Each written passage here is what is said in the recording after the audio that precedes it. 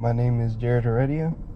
Today I will be presenting on how to drive a manual car. This car here is a Scion. I think it's like a 2014, something like that. This is a 6-speed manual. Usually manuals come in either 5 speeds or 6 speeds. Manual is not as difficult as people say it is. I think the most difficult part about manual is getting forward, going forward, lifting off the first initial, go. There are 3 pedals in a manual car. Okay, so this is your brake pedal, that's your clutch, and that's the gas. These are 3 pedals that you need to know. Not that difficult again. And then obviously here is your gear shifter. Left up is first, then down, that's second, middle up third, down from that is fourth, up, so middle right up, that's fifth, and then lower from that, that's sixth. So what you're gonna want to do is first have your foot on the brake. This is what you want to do when you start. Release your emergency brake.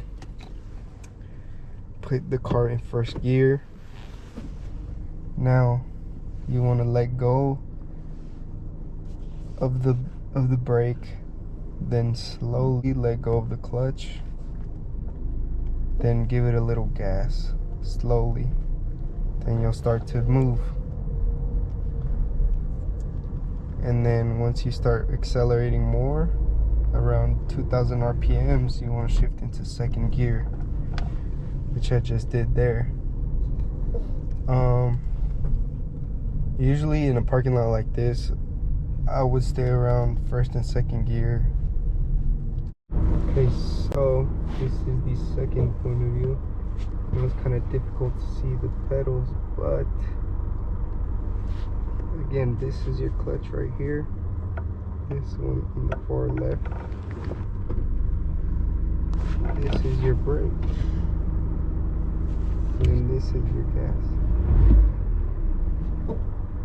So what you want to do is clutch all the way down to the floor. Put it in first. Brakes. Then slowly let go of the clutch. And you'll feel the car start to move. And this is completely normal. This is what you want, the car to start moving. You can see here, as I'm letting go of the clutch, I'm slowly bringing my foot up. This allows me to find the bite point on the clutch pedal and perfect my shifts and takeoffs. On your initial takeoff, you're gonna feel a certain point on the clutch when you release it. This is usually known as a bite point. It's where the engine's power begins to transfer to the wheels. It's the moment when the clutch starts to engage, allowing the vehicle to move forward without stalling or jerking. It's typically felt as a slight change in engine sound and a bit of resistance in the clutch pedal, which you will feel. Even if you're new, you'll feel the bite point in the clutch where the power just starts to transition to the wheels, basically. Mastering the bite point is pretty crucial to driving manual because it's best for a smooth gear switch, and it's easier for starting, like initial going. So we're in third, now going into fourth. So we know downshift and rev up, this is what happens.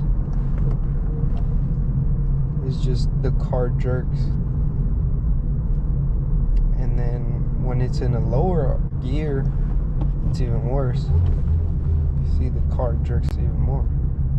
So that's why you want to rev up in order for the engine to maintain those RPMs. So we're in second gear again. We're gonna come to a slow stop. You'll hear the car shaking. It wants to keep going, but I saved it. It was about to stall right there. As you can see, we're slowing down, slowing down, slowing down, slowing down. And if you just do that, then it will stall. With no clutch, the car will just stall. It's okay if this happens. Usually what you want to do is just hold the brakes, clutch in, neutral. Always make sure you're in neutral. Start the car again. That's it. So I will show you what happens when you stall now. This is what stalling looks like right here. So complete stop, first gear. Then let's say you're new to this and you let the clutch go too quick like this. It'll just jerk like that. And you stalled. Now, older cars, it's easier to stall because they don't have the same type of technology that these newer cars do. As long as you can master the bite point on the clutch, then you should be good. That should make initial takeoff way easier and everything else. Shifting gears, downshifting, things like that. All in all, rev matching is about matching the engine speed with transmission speed during downshifting for smoother gear changes, such as going from third to second. You have to rev match to do that. Double clutching involves more steps in order to synchronize speeds and reduce wear on transmission gears, particularly in older vehicles or in specific driving conditions. What's the best way to practice driving a manual transmission vehicle? In my opinion, the best way to practice driving a manual transmission vehicle is actually being in one. There's many different ways, such as something like this, just regular PC setup, the steering wheel, the clutch, ignore the little mess, pedals.